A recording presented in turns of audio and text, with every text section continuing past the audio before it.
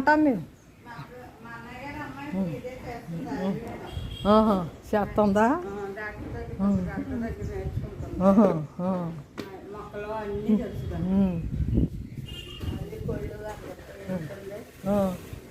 ఆరోగ్యానికి మంచిది మరి అటువంటివి చేసుకుంటే. అందరికీ చేయక్కర్లేదులేండి, మన ఇంట్లో మనకు చేసుకుంటే చాలు. అందరికీ తర్వాత చూద్దాం. అసలు నేను అంటున్నాను మన ఆరోగ్యం కాదు. ఆ పాప అయితే కొంతమంది సేవ చేస్తారు, కొంతమంది ఏమో ఇలాగ అన్నీ ఉంటాయి. వాళ్ళ స్థితిని పెట్టి వాళ్ళు అలా చేసుకుంటారు. కానీ మనలాంటి వాళ్ళు 2 కుండీల్లో వేసుకుని మన ఆరోగ్యం మనం చూసుకుంటే చాలండి. మనం అంతకన్నా ఎక్కువ చేయలేము. ఏదంటే పక్క వాళ్ళకి ఏమన్నా 2 ఆకులు ఉన్నాయనుకుంటే పక్క వాళ్ళకో పని వాళ్ళకో కొంచెం ఇచ్చుకుంటే అదొక ఇది అంతే. పని చేసారా? పండుగ సంవత్సరం కదా, అందరు చుట్టాలు అందరిది చిలక మనకి.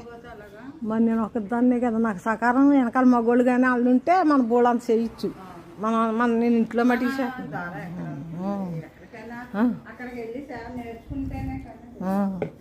కొన్ని వచ్చినాయి అయినా చేయొచ్చు.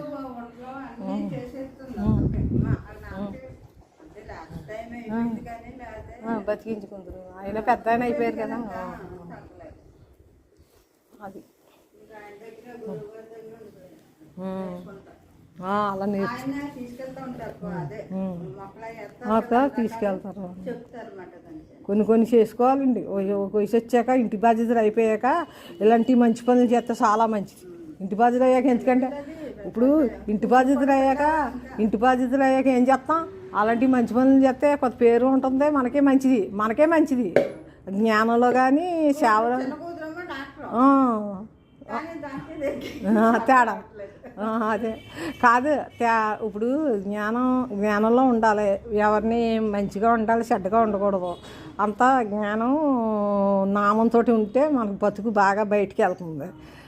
ఇందులోనే ఆర్గాని తిండి తిన్నా, ఆర్గాని అంటే అంతా అయిపోయింది. అదేదో మన ఇంట్లో కొద్దిగా అంతా చేయలేము, అంతా మార్చలేము కదా.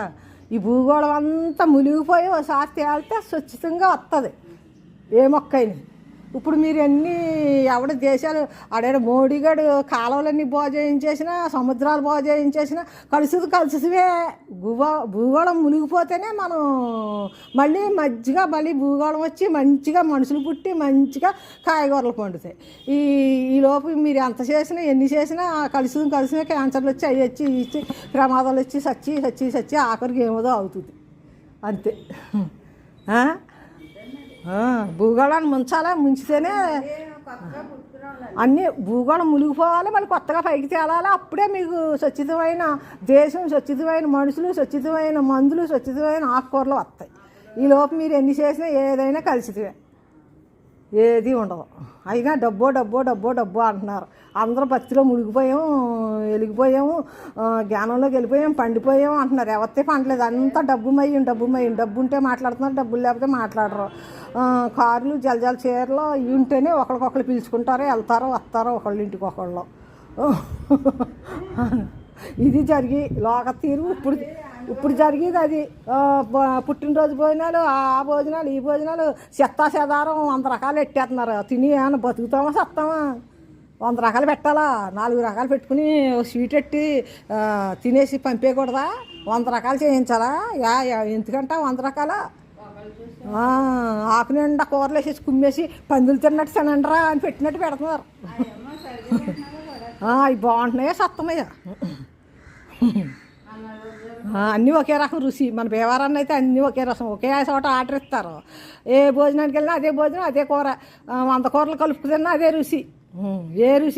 ఏది సంబంధం ఉండదు. గోంగూర పచ్చడి తేడాగా ఉంటుంది. ఎక్కడికైనా వెళ్తే నేను ఆ గోంగూర పచ్చడి మజ్జిగే. ఏ కూరలో బాగుంటలేదు. ఏమన్నా అనుకోనియండి, భోజనానికి వెళ్ళి తిట్టకూడదు, భోజనానికి వెళ్ళి భోజనం బాగాలేదు అనకూడదు అంటే మరి అలా పెడుతున్నారు. అలా పెడతాం వల్ల అనవలసి వస్తుంది. ఎవడు పెట్టమన్నాడు అలాగా. నేను చేస్తే గోంగూర పచ్చడి అదిరిపోతుంది మామూలుగా కాదు. పెద్ద తిరుపతిలో నాను మీటింగ్లో మా ఈ 6 సెంట్లు జనం మీటింగ్లో ఉండగా మా బంగారం మధ్యలో నుంచి లేచి బావ అంటారు అలా అయింది. బావా గోంగూర పచ్చడి ఎవరు చేశారు అనుకున్నారా? అరుగో పార్వతి గారు అలా అంతమందిలో చెప్పారు. ఆయన పొద్దున్న వేసుకుని చాలా బాగుంది, మంచి గోంగూర చాలా బాగుంటుంది, మంచి గోంగూర దొరకట్లేదు. అది చేసుకుంటే అలాగే ఎర్రగా ఉంటాయి. మంచి గోంగూర చక్కగా ఎండబెట్టుకుని నిలవ పచ్చడి పట్టుకుంటే అదిరిపోతుంది. మామూలు రోజు పచ్చడైనా ఏ చేసినా నన్ను నెల 2 నెలల పైనే ఉంటుంది నాకు ఎలా చేసినని.